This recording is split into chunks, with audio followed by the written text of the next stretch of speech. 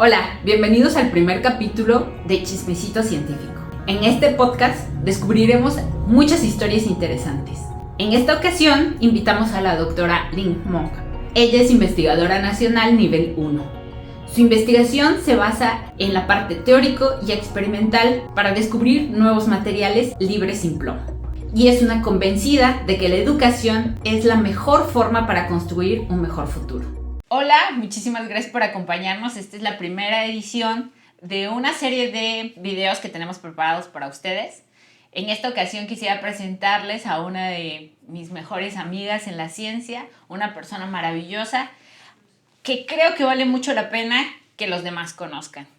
Ella está aquí, es la doctora Linh Monk, es de Vietnam y además de su maravillosa historia personal también desempeña un trabajo muy importante aquí en el Centro de Nanociencias y Nanotecnología de la UNAM en Ensenada, Baja California. Entonces, esta plática pues es para conocerte, Linh. Me gustaría primero que nos contaras cómo se pronuncia bien tu nombre y también que nos contaras un poquito acerca de dónde vienes y de dónde nació Linh.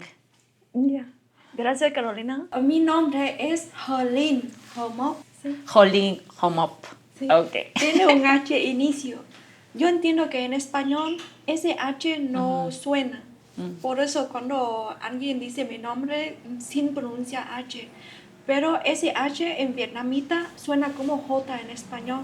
Por eso es Linh Monk. Ok, sí. Muy bien. Y ese H para mí es muy importante porque es dar información de mi origen. Porque yo pertenezco a una etnia minoritaria de Vietnam, se llama ED. Okay. Y en esa etnia, para las mujeres, sí tiene un H, apóstrofe, y después viene mi nombre, Linh. Entonces, cuando llama en general es Linh. Ok, entonces desde tu nombre, las personas cuando leen tu nombre en Vietnam saben exactamente que eres una mujer de una etnia minoritaria. Ajá, que se llama ED. ED. Sí. ¿Y la etnia mayoritaria cuál es? La etnia mayoritaria se llama Viet. Viet. Y en mi país hay 54 etnias y la etnia mayoritaria, como acabo de mencionar, se llama Viet. Y ese sus habitantes o población son como 90%. Y los 53 etnias minoritarias ocupa 10% población de Vietnam. Qué impresionante, porque cuando pensamos en etnias minoritarias, sí pensamos en un rango de la población, pero no tan chiquita, no tan minoritaria. Sí. También me llama la atención, y eso es algo que siempre hemos platicado, cómo fue el pueblo donde creciste, porque a veces estamos enfrascados en los problemas en los que nos rodea, en el pueblo mexicano, pero también ustedes tienen problemas de comunicación, de transporte, de luz, y pues me gustaría que compartieras esa historia con nosotros. ¿Cómo fue el lugar donde creciste? Sí, te voy a contar más bien el lugar y los lugares y también mis etapas. Cuando yo estaba en Vietnam, porque crecí en Vietnam, bueno, desde nacimiento, porque yo soy 100% vietnamita, ahora ya soy mexicana también. Pero nací en Vietnam hasta los 18 años, los 18 años ya salí de mi país para estudiar licenciatura. Esa etapa ya voy a contarte después, pero ahora voy a enfocar en mis etapas. Nací en un pueblo pequeño llamado Ea Drang, Ea Cleo, Đắk Lắk. Y ese pueblo donde que yo nací, en esa época no había luz. ¿Ya? Hasta los 12, 13 años ya empezamos a tener luz. Recuerdo que en esa época, y cuando era muy pequeña, antes de empezar a preescolar, yo vivía con mis abuelos y mis tíos en otro pueblo muy, muy lejos. Y en ese pueblo está en la parte este del país, el centro y este del país, y está rodeando por los campos de arroz. Y disfruté muchísimo esa etapa porque Recuerdo que diaria mi abuela me llevó al campo de arroz montando en búfalo. Ah, claro, porque allá tienen muchísimos Sí, búfalos. sí, y ahí donde que, mientras que mi abuela estaba trabajando en campo de arroz, yo sí disfruté muchísimo con otros niños jugando muchos juegos tradicionales, jugamos con las cometas, disfruté muchísimo esa etapa. Sí, estaba Muy muy, bien. muy feliz. Y cuando inicié la primaria, porque no pasé preescolar, pasé Bueno, directamente a primaria. Y regresé a vivir con mis papás. Sigue sin luz. Sí, ok. aún así disfruté muchísimo hasta los 14 años porque pasé la primaria y secundaria con mis padres y aprendí muchas cosas también porque el sitio donde vivía, que viven todavía, que vivían mis padres en ese momento, rodeado por lleno de naturaleza, los árboles, campos de café, lleno de café. Y desde la casa de mis padres podía ver como las valles, horizontes, ver naturaleza llena. Y perdón, Ajá. ¿y en esa época te recuerdas estudiando? O sea, ¿desde siempre te gustó estudiar? ¿O disfrutabas más otras cosas como la naturaleza, los juegos, los amigos? Sí, son ambas cosas, porque como vivía rodeado por la naturaleza, Sí. por eso desde era pequeña observé mucho las cosas. Ya siempre me quedé muy quieta, observé el rostro de las personas, cómo están caminando, cómo están riendo. Sentí el viento, observé las nubes. Disfruté muchísimo, como no había luz, por eso las noches estrelladas eran increíbles, eran muy, muy bonitas. Disfruté muchísimo esos momentos. Y claro que estaba estudiando, todo eso también aprendí. Por ejemplo, con esa etapa que vivía con mi familia, aprendí muchísimo de mi madre, porque mi madre siempre decía, una mujer debe ser autosuficiente. Por eso aprendí eso desde era pequeña. Y con mis padres, con mi papá, aprendí mucho gracias a mi papá. Amo a ciencia, amo a la lectura, amo a música. Sí, y también cuando vivía con mis padres, recuerdo que mi papá, en la casa tenemos un jardín muy grande. Y mi papá siempre nos dejó hacer lo que quieren en jardín. Por eso mi hermano y yo tenemos muchas plantas, nos sembramos. Nosotros sembramos muchas plantas, tenemos muchos animales, desde conejos, patos, gallos, Todo. tenemos de todo, disfrutamos muchísimo esa parte de naturaleza. Sí. Qué bien. Y entonces, ¿hasta qué edad? Fueron hasta los 12 años, fue que hubo luz eléctrica en tu pueblo. Sí, llega la luz y ella, después de eso, como 2 años después, en los 14 años, ya no vivía en pueblo. Ya salí y fui a la ciudad para estudiar a preparatoria, porque hice examen para entrar a diferentes escuelas. Y escuela que yo logré entrar y estaba en la ciudad. Y en la escuela todos los estudiantes, cuando una vez que entran, ya tienen que estar en la escuela, viven en un albergue. Okay. Ya hay dos separados, un edificio para los niños, edificio para las niñas. Y como no sé cómo explicarte, parece como militar. Okay. Sí, ahí donde que aprendí la disciplina. Okay. Porque tenemos que levantar desde 5:45 de la mañana, o 5:50. Tenemos que barrer a 7 áreas y a las 6:15 tenemos que hacer los ejercicios y regresando tenemos que caer a la cama. Recuerdo que en la habitación donde que yo que me quedé, había 4 camas. Okay. 4 literas y 8 niñas. Y tenemos que doblar muy bien. Nos enseña a doblar hasta todo de la cama. Perfecta la cama. Perfectamente la cama.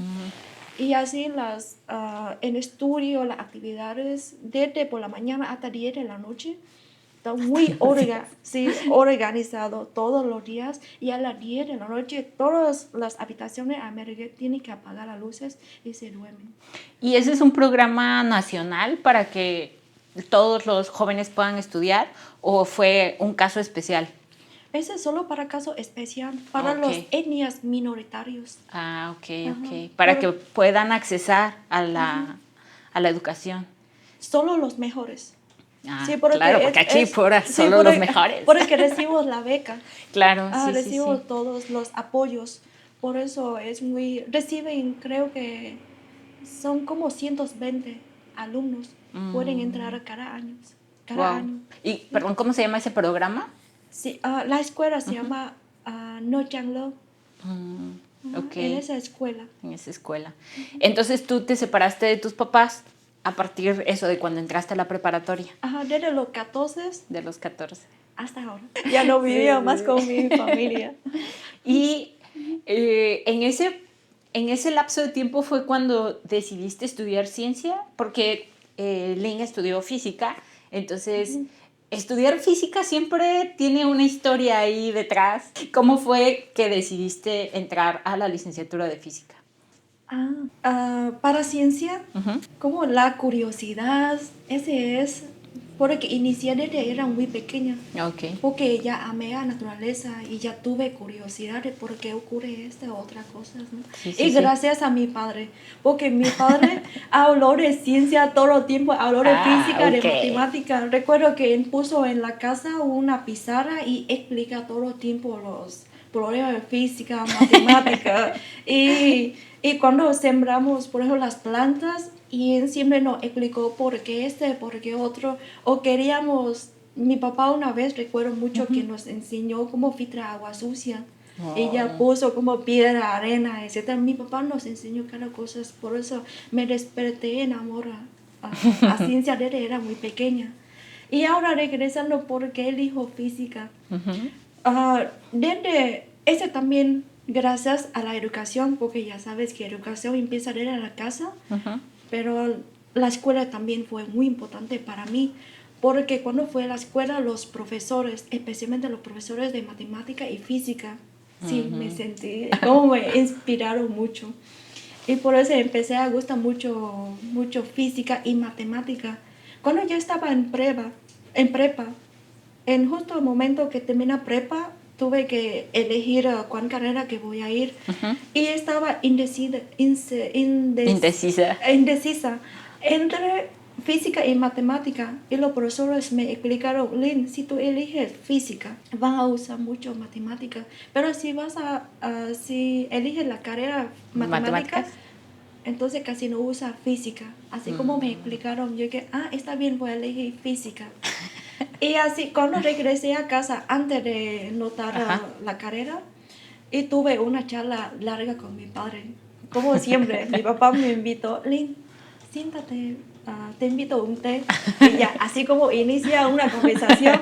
Y mi papá dijo, sé que tú tienes mucho interés de ir a estudiar muy lejos. Primero te recomiendo esta escuela en nuestra provincia. Y me estaba explicando cuál es la razón, etcétera. Yo dije, me quedé convencida. Y después me dijo que, Lynn, sé que te gusta mucho física. Sí. Y mi papá me orientó a la carrera de pedagogía. Sí. Ok. Porque según mi papá en ese momento, dijo que antes de poder educar a otra persona, uno mismo ya debe ser Educado. educado. Así me dijo mi papá. Y lo que me comentó, creo que se quedó hasta hoy por hoy. Sí, Y sí, para sí, el sí, resto porque de yo mi sé que vida. una de tus grandes pasiones es la educación, ¿no? Tienes mucha pasión por el compartir con las personas que no saben lo que tú ya aprendiste. Entonces, pero no te quedaste en esa provincia, te quedaste, o sea, para poder estudiar física, tuviste que moverte de tu provincia y tuviste que ir ¿a dónde? No, yo sí elegí la universidad Ok, que está en mi provincia. ok, en la capital de tu provincia, me La imagino. capital, a la ciudad. Y así entré, Mm. duré muy poco tiempo, un semestre, y ya recibí la beca para ir a estudiar en extranjero. Claro, porque Sí. además algo que me llama muchísimo la atención es todos los saltos que tuviste que hacer desde que estabas súper chiquitita para pues poder estar ahora en donde estás, ¿no? Y la siguiente etapa fue cuando te mudaste a Cuba. cuando Sí. estudiaste en Cuba. ¿Cómo fue estar en Vietnam y recibir una invitación para irte a estudiar a Cuba? Fue una decisión, no, es que ya me siento muy triste. O sea, les voy a contar lo que pasó. Ok. Desde preparatoria ya desde era pequeña, Ujú. ya siempre quería volar, quería volar como pájaro ya, quería ir conocer el mundo. Y cuando entré a la universidad, Ujú, desde los primeros días, ujú. ya fui a trabajar, ya fui a dar clases para resolver mi gasto económico. Aún así estudié mucho, por eso tenía mejor calificación comparado con 81 estudiantes. Sí, por eso me llegó la beca. Ok. Desde de la parte de educación, Ministerio de Educación de Vietnam, llegó esa beca para mí. Pero fue muy doloroso porque mi papá falleció un mes antes de que yo recibí la beca. Fue muy doloroso para mí porque recuerdo mucho ese día que cuando yo estaba estudiando para examen final, porque estaba en primer año, ¿sí? Recibí una llamada y fui urgente a hospital. Yo entré en los cuerpos de urgencia Ok. y estaba sometiendo así en los cuartos para buscar a mi papá. Pero de repente escuché que mi hermano estaba llorando afuera. Y yo me eché mi cabeza para atrás y miré para atrás. Y vi a mi hermano, estaba jalando la cama, que mi papá estaba ajustando en esa cama. Qué Sí. fuerte. Y yo acerqué y toqué al rostro de mi papá. Estaba calientito. Y yo le dije, papá, ya llegué, ya estoy aquí. Despierta, ya vamos a casa. Así le dije, pero ya falleció. Sí, me sentí muy doloroso.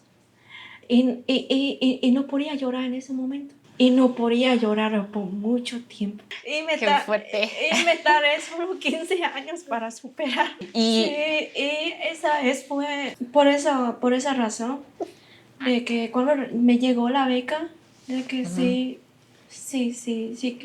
quería ir a Cuba. Ujú. Para como un escape de esa parte muy dolorosa que yo no podía superar. Y tomé la decisión de ir a Cuba para estudiar y con una gran promesa.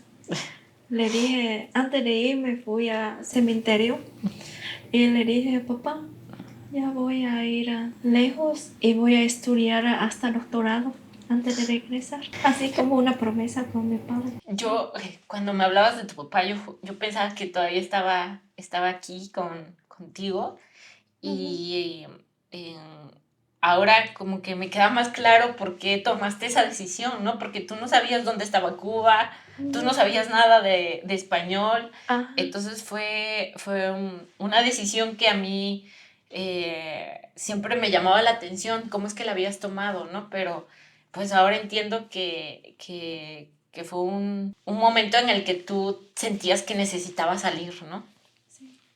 Y, y por ejemplo, ¿tu familia cómo lo tomó? Mi mamá Uh-huh. Mi mamá recibió la noticia. Fue primera persona que recibió la noticia. Porque como ya inició verano, regresé a casa y la escuela comunicó al municipio para contactar conmigo. Porque no tuve teléfono, no No había comunicación. comunicación. Y en el municipio había una persona que llegó a casa para decir a mi mamá que Lynn recibió la noticia, ¿no? Que Lynn recibió una beca para estudiar en Cuba.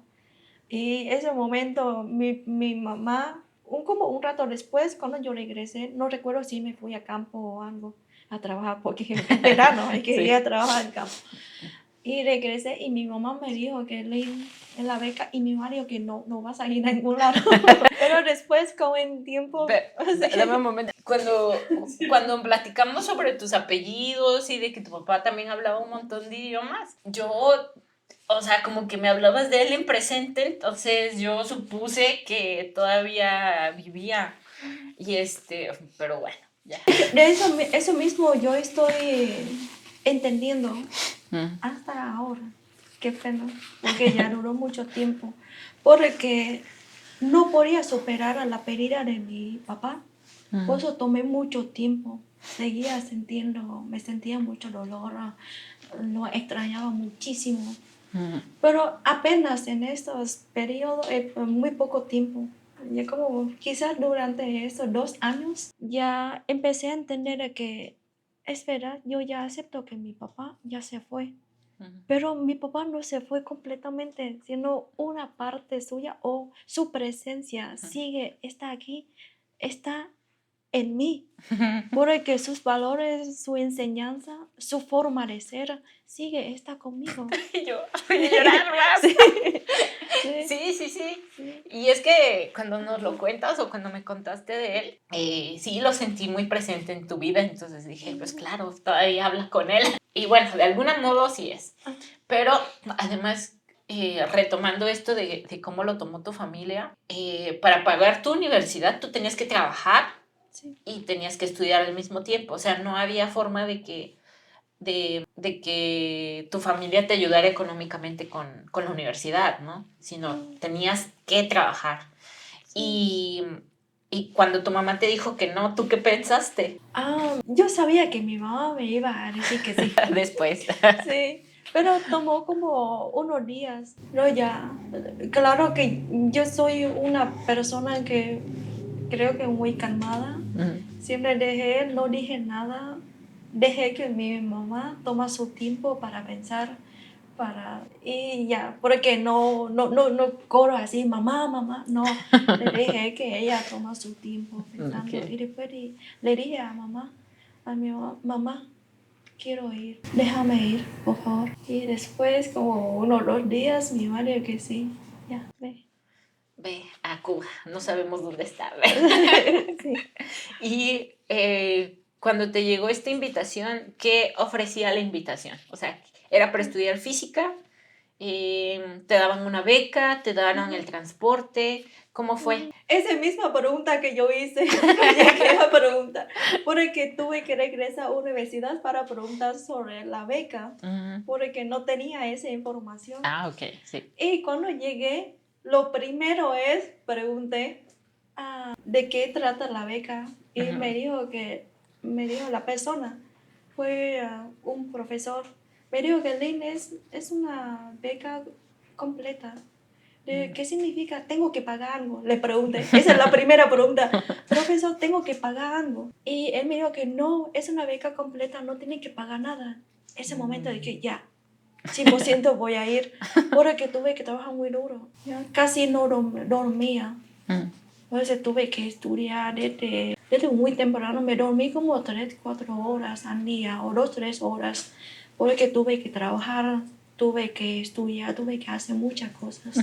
Y justo el momento que me dijo que sí, ya no tengo que hacer nada, solo vas allá para estudiar nada más.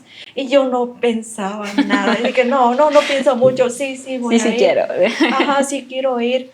No sabía dónde estaba Cuba, estaba tan mal geografía, pero sí voy a ir. No sabía que Cuba hablaba español. Sí, estaba tan mal geografía. Sí. Digo que no, tampoco completamente que no sabía, sino porque Cuba estaba en literatura de Vietnam, sí estudié en la escuela. Ajá, solo los poemas, la literatura de Cuba, pero específicamente dónde estaba no lo sabía y no sabía que Cuba hablaba español, eso sí no lo sabía. Sí. Y además regreso a ese punto, ¿no? Y ese profesor me explicó que es una beca completa entre 2 países, entre el Ministerio de Educación Superior y Cooperación Exterior de Vietnam y junto con el gobierno de Cuba. Y me dio esa beca. Y además para estudiar 1 año para estudiar español y 5 años de la carrera. Porque la carrera física duró 5 años, en total eran 6 años. Segundo es, la beca incluye el vuelo de ida y regreso, vuelo de avión. Y también me pagaron los gastos. Me dio albergue para quedar durante esos 6 años en Cuba. Y los gastos médicos, porque, bueno, medicina en Cuba es gratis, sí, para toda la población. Eso sí. Y otro es me dio una cantidad pequeño dinero al mes para vivir en Cuba. Ok, para tus gastos personales. Gastos personales de la parte de Vietnam. Muy bien. Sí. ¿Y cómo te preparaste para el viaje? O sea, ya que supiste, me voy a Cuba, ¿cómo fue empacar y empezar a despedirte de las personas allá? No, nada, estaba en muy mal situación en ese momento. Recibí la beca, Uh-huh. pero ya sabes que una vez que recibe la beca, tiene que hacer los trámites Uh-huh. para ir a... Y esos trámites, no tuve dinero para hacer los trámites, para traducir los papeles, Sí. para hacer pasaporte, etc. No tuve dinero en ese momento. Fue otro desafío que tuve que enfrentar en ese momento. Recuerdo que regresé a casa, fui a campo para trabajar, en los campos de café. Uh-huh. Me pagaron como 20 pesos al día. Y estaba sumando dentro de un mes, no me alcanzaba para hacer los papeles. Uh-huh. Por eso un día tomé decisión de ir a la ciudad para tocar las puertas. Cualquier lugar que podía tocar puertas, desde la parte de educación hasta un gobierno, Uh-huh. donde sea que podía, para decir que recibí una beca Uh-huh. y no tengo dinero para hacer los papeles. En ese momento pasamos hambre en la casa porque mi papá falleció y tuvimos que pagar muchos gastos, etc., ¿no? Por eso. Y finalmente sí me apoyaron. ¿Ah, sí? Sí, y gracias encontraba a una persona que recuerdo que ella se llama Mai Hua, que en ese momento era la vicepresidente de provincia. Uh-huh. Sí, escuchó mi historia y ella fue quien que a través del gobierno, Uh-huh. me apoyó, me dio una cantidad de dinero para hacer mis papeles y hacer pasaporte, todos los trámites para poder ir a Cuba. Y fue ella quien que me dijo, que me enseñó, me dijo que Lynn, no importa dónde estés, siempre te sientes orgullosa de tu origen, de dónde naciste, de tu nombre, de tu etnia. Y eso me siento como, wow. Muchas gracias, vicepresidenta. Sí, aprendizaje que me estaba enseñando a través de su historia, así me lleva para toda la vida. Entonces, gracias a ella pudiste tener el dinero para el pasaporte, el apostillar tus documentos. Sí. ¿En Cuba te pidieron visa o algún tipo de Sí. papeles? Sí, visa, pero todo fue muy fácil porque una vez que ya tuve pasaporte y ya mis documentos están bien, ya fui a la capital y en la capital tuvimos porque en total eran como 13 estudiantes. Ok. Que fuimos a Cuba completos, de todo el país, ya fuimos a Cuba. Éramos 13, no, si no mal recuerdo.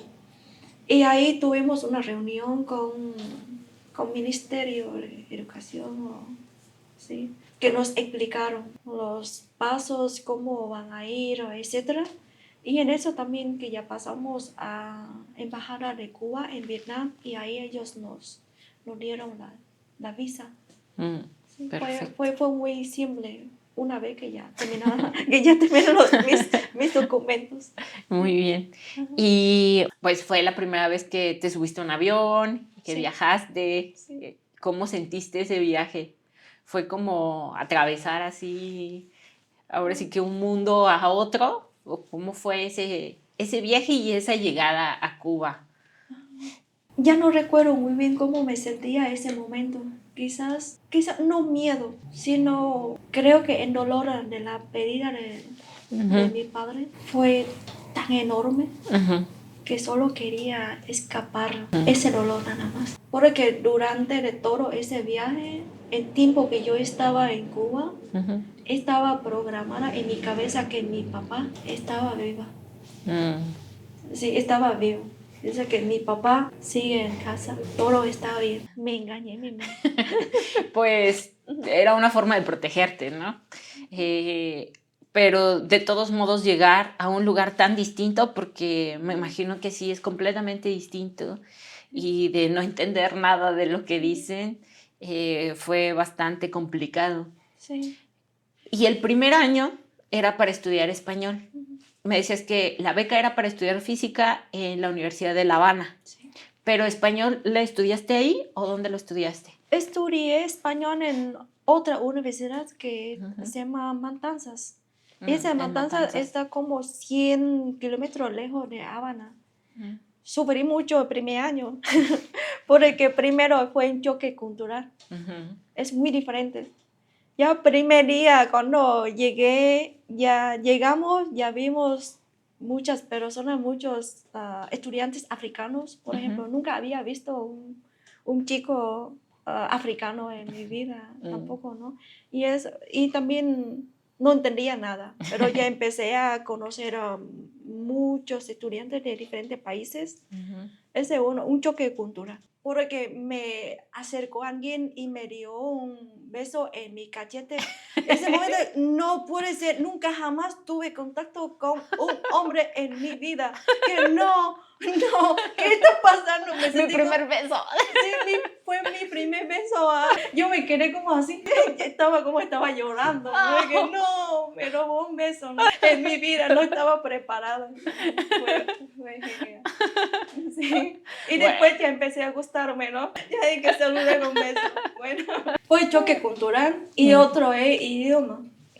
No sabía que me costó tanto aprender nuevo idioma. Cuando fui a Cuba no sabía nada español. Y yo recuerdo, te voy a contar, esa historia fue genial. Sí, porque recuerdo que fui y estaba en un clase de español con otros estudiantes que vienen de otros países, ¿no? Palestino, por ejemplo, y de Angola, de Namibia, de otros países. 3-4 meses después, fue un representante de estudiantes de Vietnam en Cuba. En esa escuela me dijo, Lynn, ¿puedo hablar contigo? Yo estaba muy tímida, y que sí. Y recuerdo que me senté en una mesa, en una silla así, tranquila con la mesa, y él me dijo, Lynn, fue muy directa conmigo, ¿no? Lynn, creo que tú tienes que regresar a Vietnam. Porque después de 3-4 meses, vimos que si una persona llega, te saluda, te ríes. Te está preguntando algo, te ríes. ¿No? Te estás diciendo una grosería, te ríes, pero no dices nada, no sabes nada español, no puede comunicar.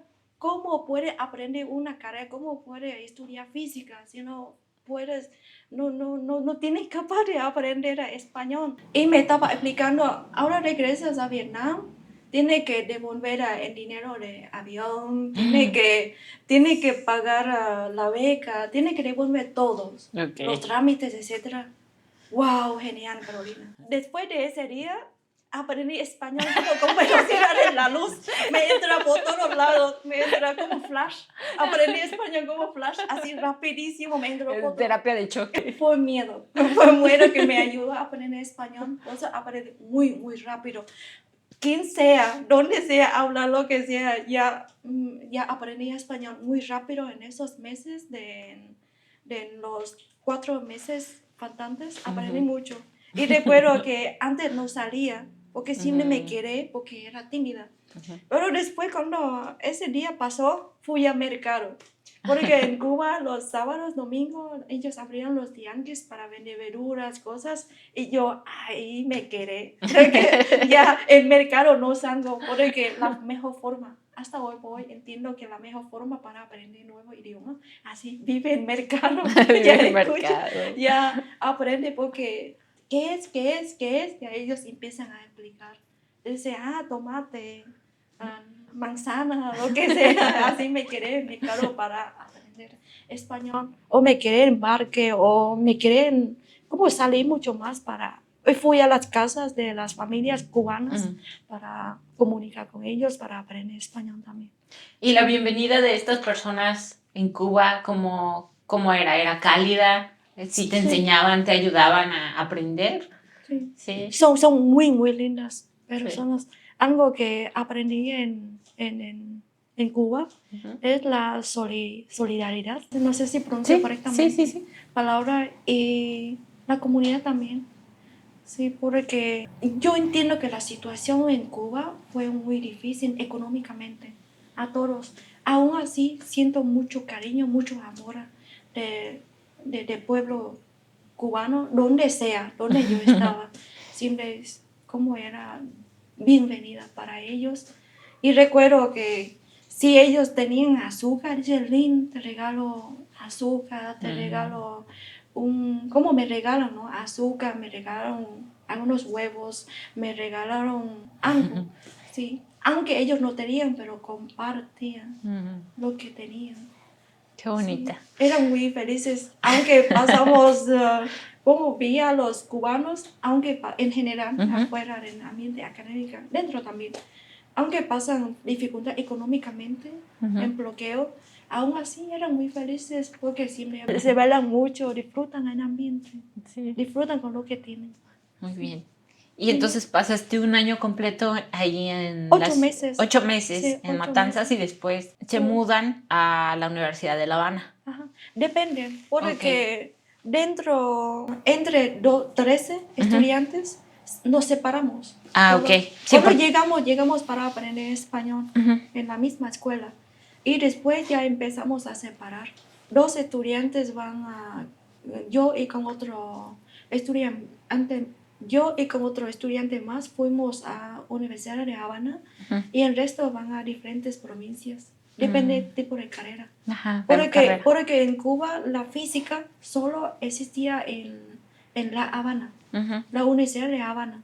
Por eso todos los cubanos, los estudiantes que quieren estudiar física, tienen que hacer examen para llegar a la Universidad de Habana para estudiar física. Y cuando llegaste a La Habana, o sea, ¿te costó trabajo la licenciatura? Porque ya habías empezado la licenciatura en Vietnam, ya habías empezado a tomar tus cursos de física.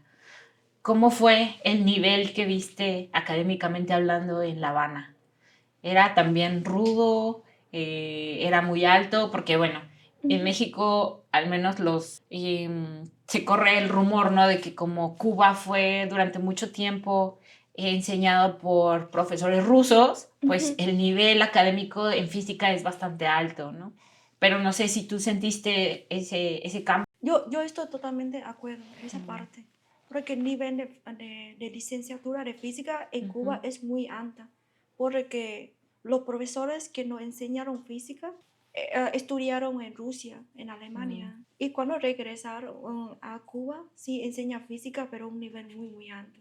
Okay. Sí, piden mucho, no exigen mucho. Y otra parte es que por quizás lo que dijeron en la facultad de física, si estudian otra carrera no pasa nada, pero una vez que entra física ya tienen que tener su nivel. Porque recuerdo también que en toda Cuba, imaginas, que toda Cuba, solo la Universidad de Habana tiene carrera física. Por eso todos los estudiantes brillantes de toda parte que ya ganaron concursos como Olimpia o muchas medallas mundial, entonces ya ellos ya estaban muy preparados para entrar a carrera física. Aún así, entramos 35, por ejemplo, 35 estudiantes, pero cada año sale como 3, 4 estudiantes. Hasta mi año, que salimos 9 en licenciatura de física, salimos 9 hasta que nos tomamos una foto para poner en una revista física en Cuba, de que wow, fue el primer año que salimos tantos físicos. Éramos 9 estudiantes. 9 estudiantes. Y alguna vez me contaste que el nivel de estrés que viven los estudiantes, que vivían los estudiantes ahí, era bastante alto. ¿Por qué crees que tienen ese nivel de estrés? ¿Es por la competitividad o por la beca que les dan o por qué crees que sean? Ajá. Son dos partes. Los estudiantes cubanos, una vez que ellos entran en carrera, por ejemplo, ya entran en carrera, pero si suspende una asignatura, ya no puede seguir a otro año. Tienen que quedar ese año para pasar a la materia que suspende. Okay.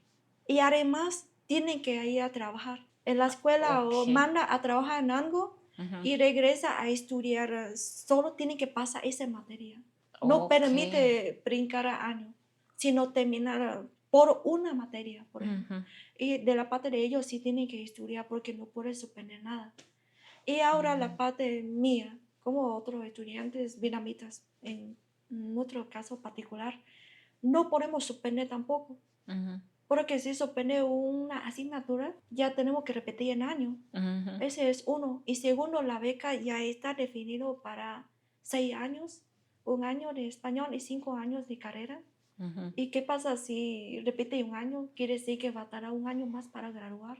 Y si vamos a perder todo, no vamos a tener beca, no vamos a tener nada. Por eso es muy estresado porque tenemos que mantener la calificación, tenemos que pasar los exámenes, no podemos suspender. Sí.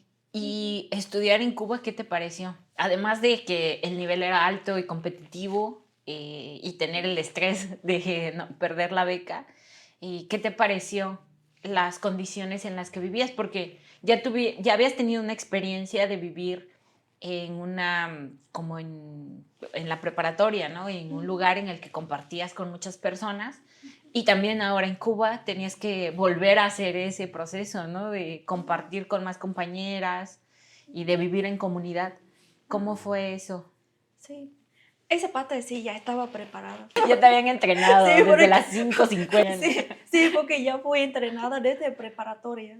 Sí, porque en preparatoria, donde que aprendí la disciplina, la independencia y la interdependencia. Sí, que yo soy independiente, pero también yo dependo de los demás, ¿no? Eso ya entendí desde la prepa. Sí. Y cuando llegué a Cuba, la parte de vivir con otras estudiantes en el mismo cuarto, etcétera, ya no tuve problema porque ya tuve experiencia antes. Sí, Y sí, la sí. parte de estudio en la carrera, sí, tuve que estudiar mucho para mantener el nivel con los chicos que eran tan brillantes. Aún así me ayudaron mucho, porque durante la carrera tuve que estudiar casi doble. Uno es conocimientos, física, porque estudié física pura, solo física, matemática y computación, principalmente. Y además no entendía español, porque había muchísimas palabras, por eso tuve que estudiar en paralelo entre español y conocimientos como tal. Y toda esa parte bien, sí, porque gradué, estoy aquí, quiere decir que ya me pasé, sí, pasé bien. Sí. La parte que considero que fue muy difícil es la investigación. Sí. Porque desde el segundo año ya tuvimos que empezar con la investigación, todos tenemos que hacer tesis y hasta tenemos publicaciones. Cuando terminé mi licenciatura tuve 2 publicaciones, uno nacional y otro internacional. Ya, artículos científicos y muchos. Aún así, la parte de investigación fue muy difícil porque como Cuba está bloqueado y no había recursos financieros para investigación, faltaba materiales, todo. Sí. Aún así, en esa época tuve profesores cubanos que tuvieron la oportunidad para ir, por ejemplo, a México para hacer sus muestras, hacer sus experimentos y regresa y aprovecho toda esa parte para avanzar mi investigación. Sí. Pero la investigación especialmente en ciencia fue difícil en Cuba. Muy difícil. Y algo que siempre me llama la atención de las personas que migran es qué te quedas o qué aprendes de ese lugar a donde llegas.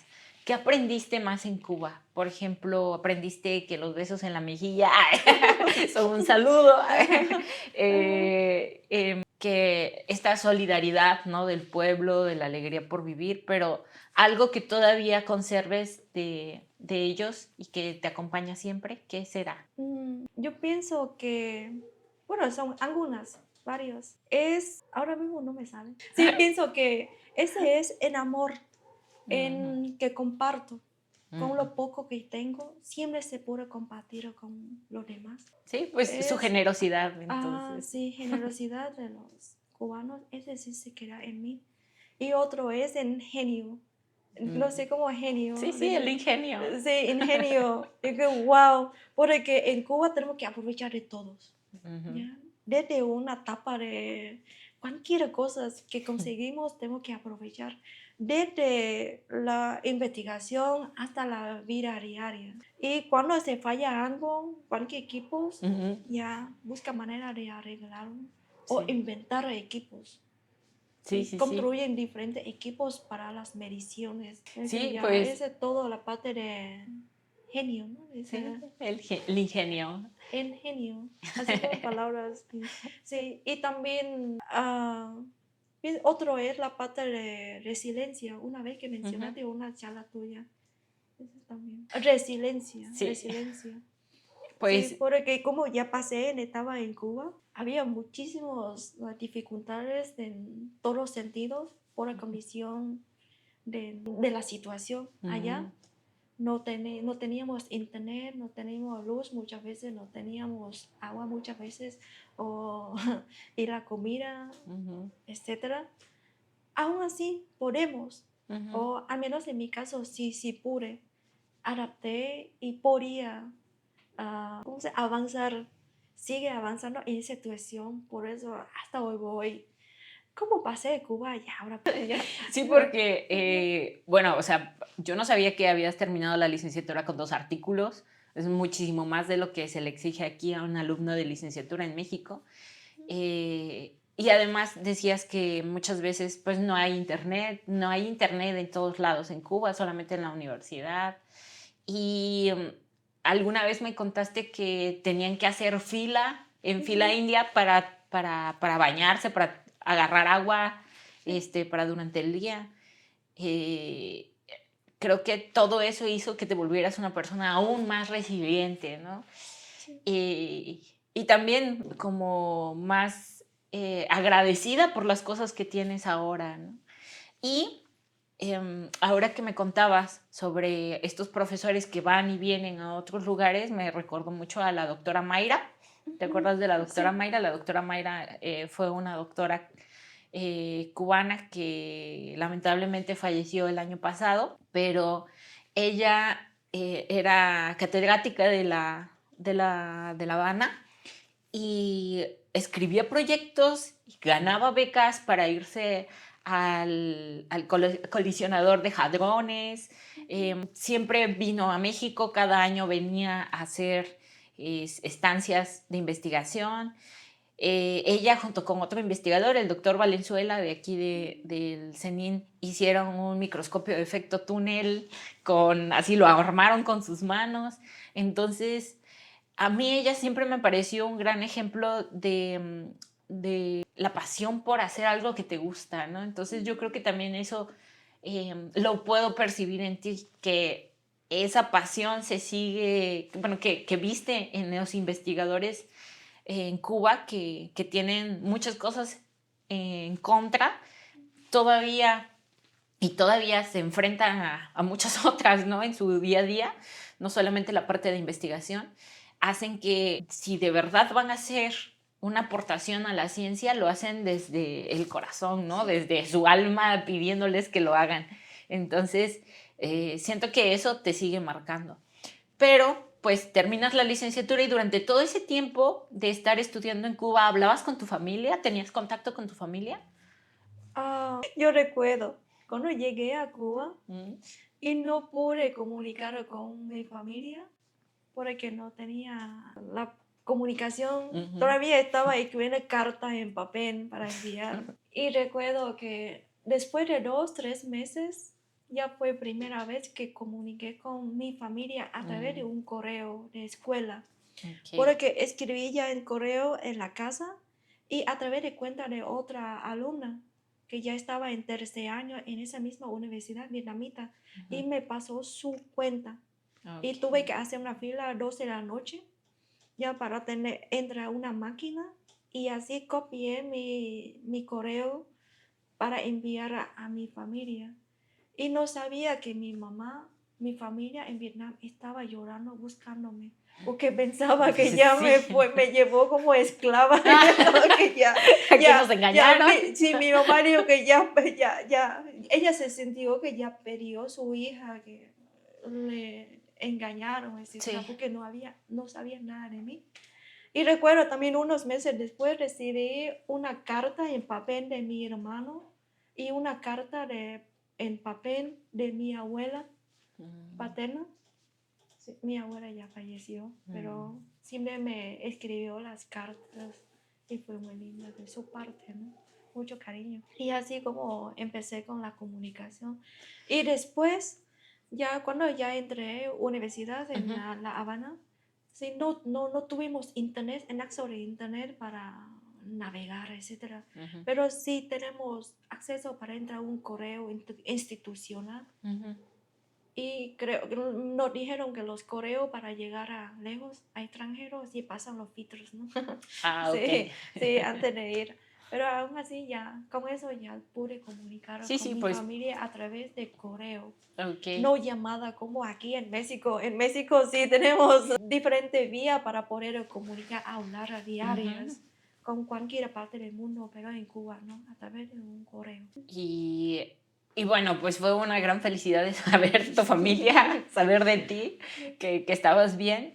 Y cuando terminaste la licenciatura, que se graduaron los 9 estudiantes, hito en la licenciatura de física, regresaste a Vietnam.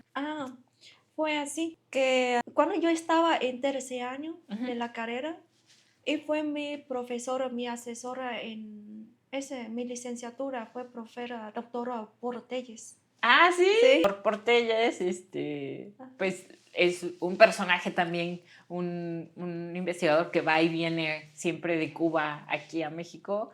Y entonces la doctora Portelles estuvo, o sea, fue tu asesora. Sí, fue mi asesora de licenciatura. Y me estaba comentando la posibilidad de de venir, porque ya estoy aquí, de venir a México para hacer mi maestría, doctorado, porque yo ya sabía lo que quería, por la promesa con mi padre. Y él me comentó desde que yo estaba en 13 años. Sí, yo ya estaba con esa idea que ya que iba a estudiar lo más posible, que reconociendo lo más posible para ganar la beca de maestría y doctorado para estudiar enseguida. Y cuando yo estaba en quinto año, y recuerdo que fue en mayo, que aquí en CICES quería aplicar a la beca para venir, para estudiar aquí. Y me dijeron que tuve que adelantar a mi examen de defender mi tesis antes. Lo hice antes, trabajé muy duro. Sí, para defender a mi tesis 3 meses antes. Okay. Y con los exámenes de aquí ya pasé, pues gané beca para venir aquí para empezar en agosto. ¿Sí? Sin embargo, ya gané la beca, ya pude venir en agosto, pero recuerdo que recibí una carta, no fue de embajada, sino del Ministerio de Educación Superior de Vietnam. Me dijo que Lynn, tienes que regresar a Vietnam para presentar tus documentos, que ya finalizaste tu licenciatura. Y ellos me compraron un boleto de avión para que yo regresara a Vietnam y presentar mis documentos. Incluso ya me dio esta carta para que yo regresara a universidad para trabajar como profesora. Sí, porque los estudiantes que mandaron a estudiar por el gobierno o por el Ministerio de Educación, si tenemos trabajo cuando regresamos, podemos rechazar, pero al menos nos llegaron esa oportunidad para regresar a la misma escuela para trabajar. Y sí, yo tomé decisión de regresar a Vietnam, pero la suerte que aquí me dijeron que como yo gradué de física, pues yo podía iniciar 3-4 meses después. En vez de que iniciara en agosto, podía iniciar en enero. Y tomé esa oportunidad y dije, wow, voy a Vietnam. Y mientras que yo estaba en Vietnam, con esos los 4 meses, fui a trabajar como guía turística. Aproveché lo máximo. Trabajé mucho y ahorré dinero para mi mamá y compré la cosa que yo necesitaba para venir a México. Y así como fue. ¿Y cómo fue volver a Vietnam después de 6 años? Sentí muy atrasada, sí, porque veía a todos cambiaron demasiado. Vietnam ha desarrollado demasiado, muy rápido. Me sentí muy atrasada. Cuando regresé a Vietnam me quedé, hasta hablé. Y cuando yo me fui de mi país, cuando fui de mi país no había internet, casi no había teléfono, acceso, así, era igual que Cuba. Pero cuando regresé a Vietnam, wow, internet llegó hasta bosque. Donde sea ya internet pública, donde sea puede conectar a internet muy rápido. Y acceso a internet muy barato comparado con México. Sí, casas, todo tiene internet, que todo muy rápido y teléfono, la comunicación muy rápido, avanzó muy rápido. Muy rápido, porque hasta hace no tanto, pues también Vietnam enfrentaba las secuelas de la guerra, ¿no? Entonces su desarrollo fue muy, muy rápido para ti. Y bueno, entonces por eso el CISES es el Centro de Investigación y Educación Superior de Ensenada, un centro CONACYT, y ellos te dan esta opción de que este primer cuatrimestre, porque el CISES es por cuatrimestres, el primer cuatrimestre, que es normalmente cuando hay nivelación escolar, que te dan cursos obligatorios, tú no lo tomaras y regresaras hasta enero. Y cuando llegas aquí a México, en enero, aquí en Ensenada, ¿qué te pareció? Me gustó mucho. Sí. Sí, se cambió completamente en todos. Me sentí como, wow, Cuba y México como dos mundos separados muy diferentes. Porque aquí tuve acceso a internet, los libros, todos los equipos para trabajar. Es maravilloso aquí. Me sentí como, wow, estoy en un mundo genial. Parece como un paraíso para mí. Sí. Y me contabas que cuando llegaste a la casa de huéspedes que tiene el Centro de Nanociencias, pero no había nadie porque eran vacaciones, ¿no?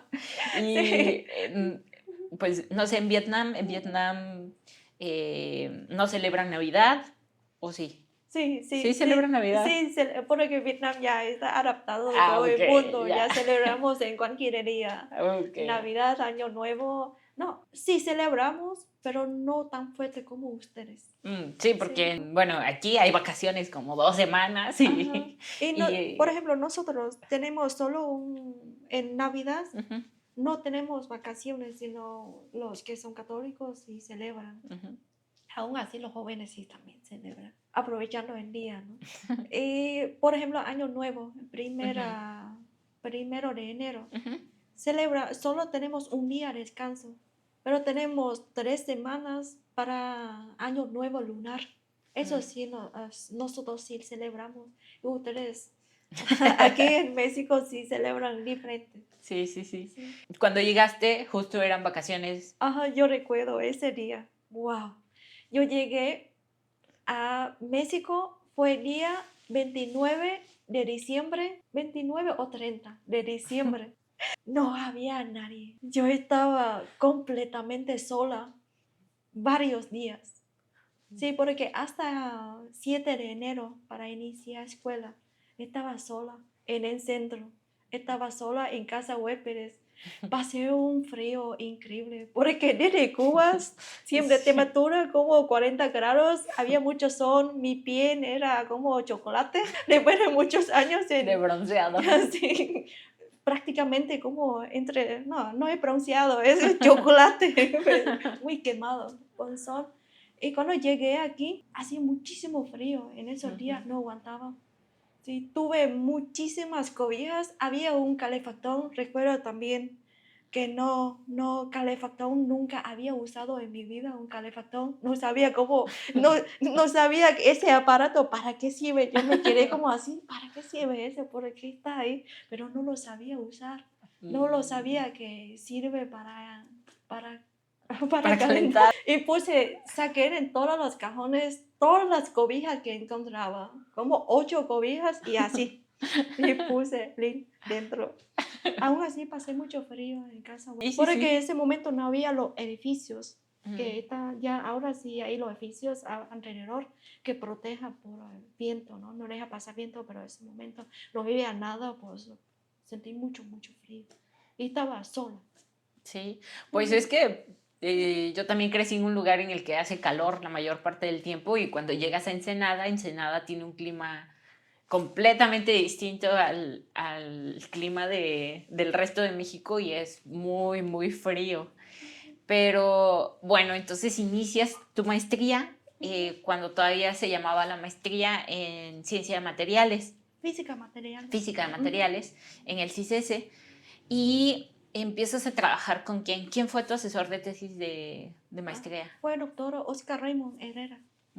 El doctor Oscar, pues también, pues cubano. Ajá, por nacimiento. Por nacimiento. ¿Y qué pensaste de la ciencia de materiales? O sea, ¿fue algo que te llenaba hacer, que te gustaba hacer?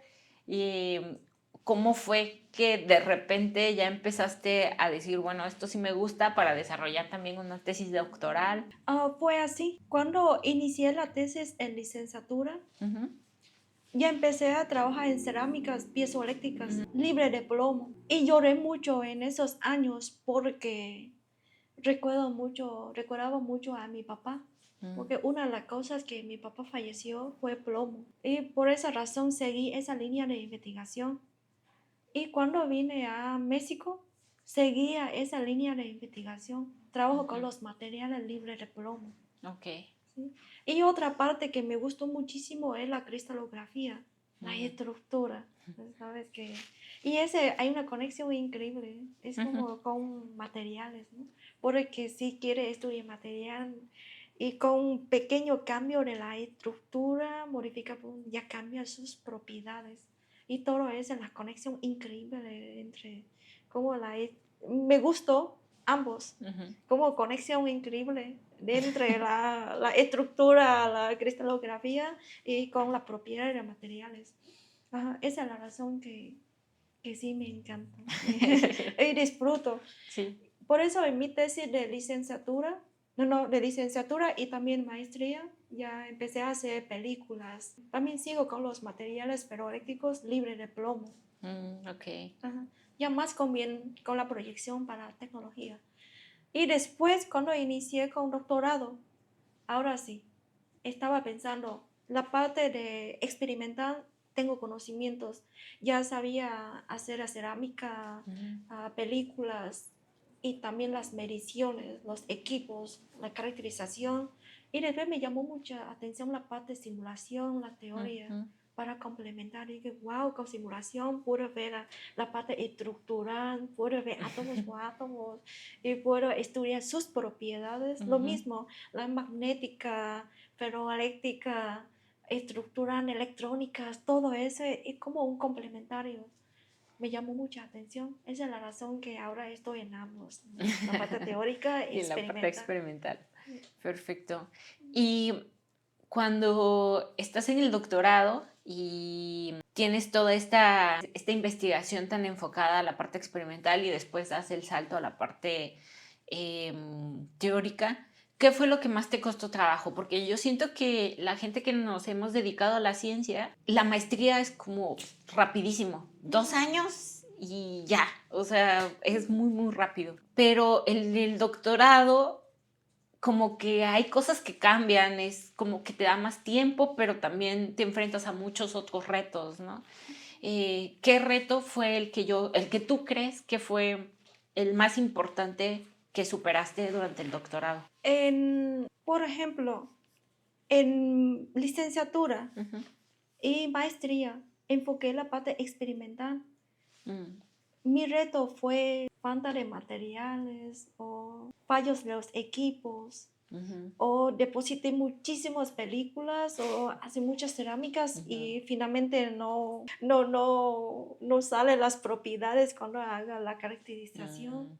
Aún así, todo para mí fue gran experiencia para saber que, wow, creo que deposité 100 películas, ya encontré 99 formas que no funcionan. Sí. Algo aprendimos, aprendimos. Sí, ya hasta voy en la laboratorio todavía había un montón de películas etiquetadas por ley, ¿no? En etapa de maestría. Y cuando inicié el doctorado, ya entré completamente en la parte teórica, en la simulación. Y fue mi gran reto porque en ese momento en el centro no había personas que trabajan en simulación con NFT. Y prácticamente yo, como era de los pocos que inicia con la parte de simulación, o sea, fue un gran reto para mí porque tuve que aprender por mi cuenta. Sí. Tuve que buscar mucha información. me tardé mucho para poder lograr aprender muchas cosas. Entonces ese salto de ser una experta en la parte experimental y luego dar este cambio o este enfoque a la parte de modelado, ¿no? Del modelado de estructuras. Creo que el único que había en ese momento era el doctor Noboru Takeuchi, porque pues eres uno de los pioneros, pero a nivel nacional, ¿no? Y entonces yo lo que entiendo de este tipo de cosas del modelado de FT y todo eso es que hay cosas que no se pueden aprender de la guía que te da el programa, sino es pues como todo, ¿no? Experimenta qué es lo que hace aquí y acá y siempre es bueno o excelente tener un mentor, pero en ese momento tu asesor de tesis pues no tenía tampoco experencia con esa parte, ¿no? Porque él solo conoce la parte experimental. Entonces, sí creo que enfrentarte a este tipo de cosas fue tu mayor reto. Y una vez que terminas el doctorado, ¿qué pasa contigo? ¿Qué pasa con tu proyecto? Porque, bueno, para muchos de nosotros terminar el doctorado es cerrar un ciclo de demasiados años de estar estudiando, pero además para ti también tenía esta promesa, ¿no? Que le habías hecho a tu papá. ¿Cómo fue terminar el doctorado? ¿Qué sentiste? Bueno, antes de terminar mi doctorado, ya recibí cada invitación para trabajar en un instituto en Vietnam, sí, y acepté para trabajar en distancia. Como tuve un periodo de tiempo para trabajar tenía como 6 meses hasta un año que podía estar en extranjero antes de regresar a recibir el impuesto. Sí. Ese fue en 2019. Y justo inicia 2020, ya inició COVID, pandemia. Sobreviví. Sí, sí. En ese lapso de tiempo ya no regresé a Vietnam. Aún así ya trabajé de distancia aquí en México y también trabajé como jefa de un grupo de investigación de un instituto en Vietnam y también trabajé con las empresas, con unas empresas y así como trabajé en varias cosas en pandemia. Ok. Siempre, pues, la pandemia fue bastante fuerte y para los que estábamos estudiando todavía el doctorado, pues fue complicadísimo, pero yo creo que todavía más para los que salieron y se tuvieron que enfrentar a que, bueno, afortunadamente tú tenías trabajo, ¿no? Pero pues sí fue bastante importante. Y en ese lapso en el que pudiste estar en contacto con empresas y todo ese proceso hizo que te decidieras continuar con tu vida académica, con tu trayectoria profesional, o en algún momento dijiste, no, yo lo que quiero es trabajar a la industria. ¿Cómo fue? Siempre estaba trabajando en academia, porque empecé a la clase empecé la maestría aquí. Pues ya he tenido más de 10 años dando clases. Y siempre me gusta la enseñanza. Después del doctorado también seguí trabajando en investigación. Por ejemplo, en 2 años de postdoc no publiqué mucho, pero alcancé a publicar 8 artículos. No mucho. Y también apoyé trabajando como dar clases, etcétera, ¿no? Y muchas actividades, congresos, etcétera. Todo en línea, pero está bien, en la parte de postdoc sí cumplí mi deber. Y también trabajé como jefa de grupo de investigación en Vietnam. Tuve que publicar los artículos, también trabajar como en equipo, ¿no? En la parte de liderazgo. Bueno. Y después tomé decisión de ir a trabajar en empresa, porque en postdoc, bueno, este es secreto, porque si digo ahora me puede regañar, ¿no? Pero ya pasó. Trabajé como postdoc y trabajé como jefa de grupo de investigación, todo en línea, porque estamos en pandemia. Y tomé ese tiempo para ir a trabajar en empresa, porque quería conocer cómo trabaja la industria. Sí. Pero igual cuando estaba en empresa solo trabaja con el presidente, con los gerentes generales, gerentes, y no estaba tan así en línea de producción ni nada. Sí, trabaja con los jefes y eso me permite ver un mundo de industria que wow, aprendí muchísimo cómo trabajan ellos. Y todo eso es una gran experiencia para mí porque podía ver a ambos mundos, ¿no? La parte academia, ciencia y la parte industrial. Y adquirí mucha experiencia. Pues hiciste un montón de cosas en 2 años, porque la mayoría solamente podemos con una. Y una vez que termina la pandemia, que termina tu beca de postdoc de la UNAM, decidiste seguir con la parte de liderazgo de grupo en tu universidad en Vietnam. ¿Sigues colaborando con ellos o cómo está esa parte? Cuando terminé, creo que este no va a publicar. Yo no le voy a decir, no va a publicar esta parte que estoy contestando. Es que termina la pandemia, tuve una ruptura. ¿Sí? Y llora y llora. ¿Sí? Ese fue me sentí, de hecho ahora ya pasó 2 años, pero me sentí fue gran momento también, porque fue una gran lección. Justo ese momento me sentí que ya es momento de redefinir mi vida, reestructurar mi vida. Empecé a regresar adentro de mí, es decir, mi interior, mi mundo, para entenderme, para quererme, para algo para mí. Ya me cerré completamente. Ya quería en tiempo, quería en espacio todo para mí. Por eso renuncié a todos los trabajos y acepté para venir aquí para hacer mi postdoc, porque quería tomar ese tiempo, ese lapso de tiempo para entenderme, para quererme, para reestructurar mi vida. Pues fue creo una que decisión sí. y fue genial porque durante 2 años dice que no es me cierro completamente, sino me doy oportunidades para mí, para aprender muchas cosas más, para tener una vida balanceada. Pienso que es mi gran logro hasta Pues, la fecha. Sí, no es fácil tratar de tener salud, comer bien, dormir bien y tratar de llevar una vida académica exitosa, ¿no?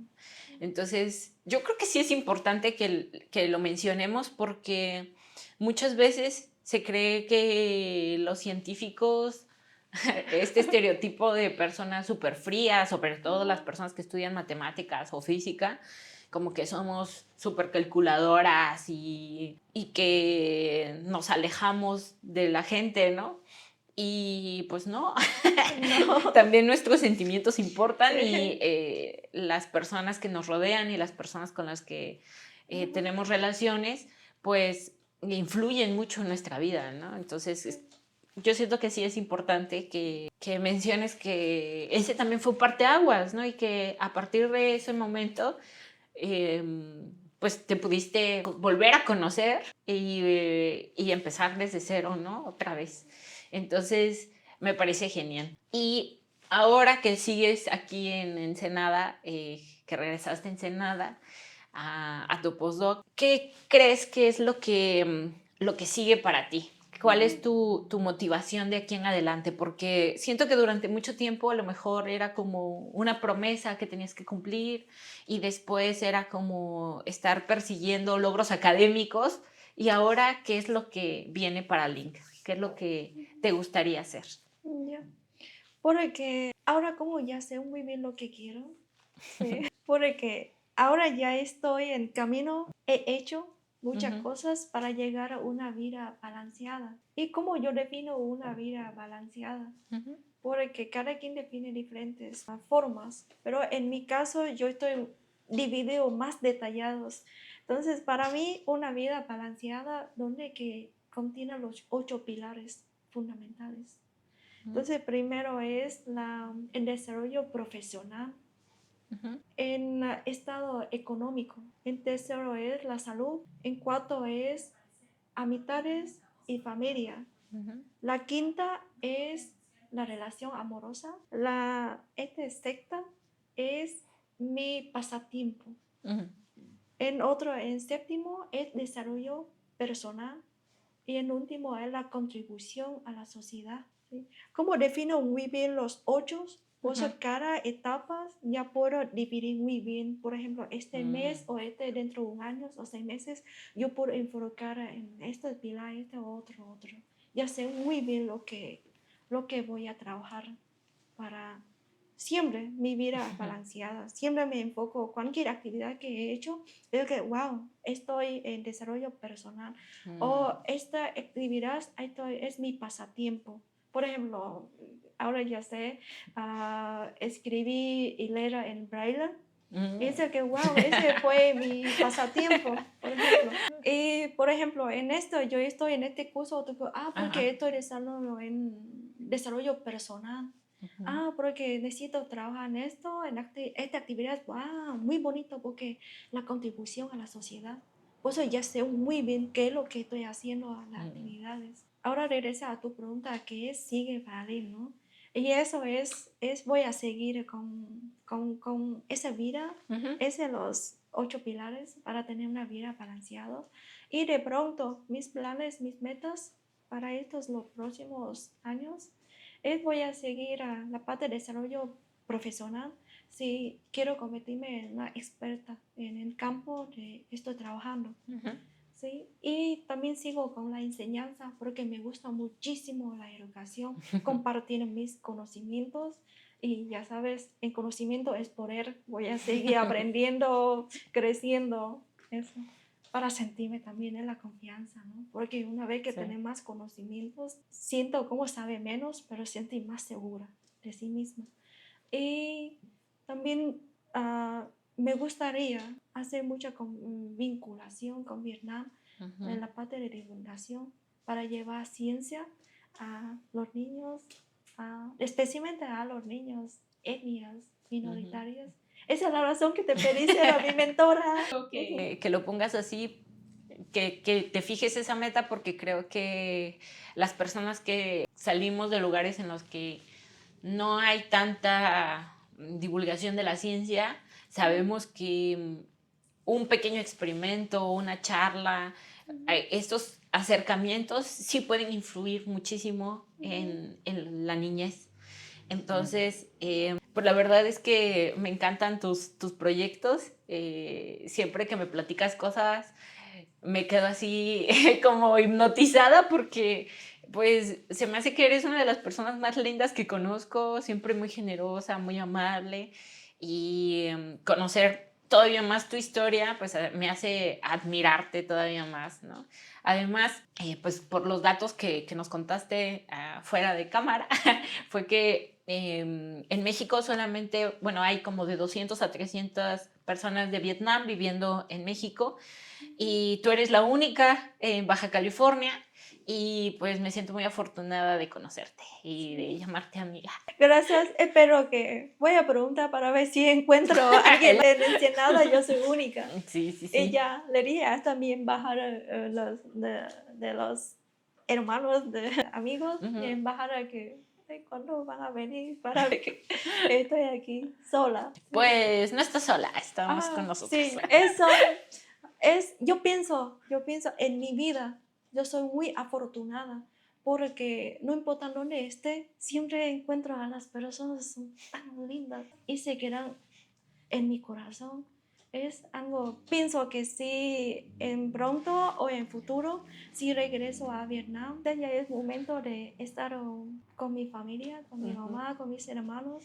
Aún así, todo este periodo, todo con tanto cariño se queda en mi corazón. Soy muy mala entrevistadora. Sí, muchas gracias. Ay, gracias, Lynn. Maravilloso. Y pues ya, no, de verdad, agradezco mucho que te abras así con nosotros, y yo creo que conocer historias como la tuya de personas que tuvieron que trabajar muchísimo y aún así quieren retribuirle a la sociedad para que niños y niñas tengan las oportunidades que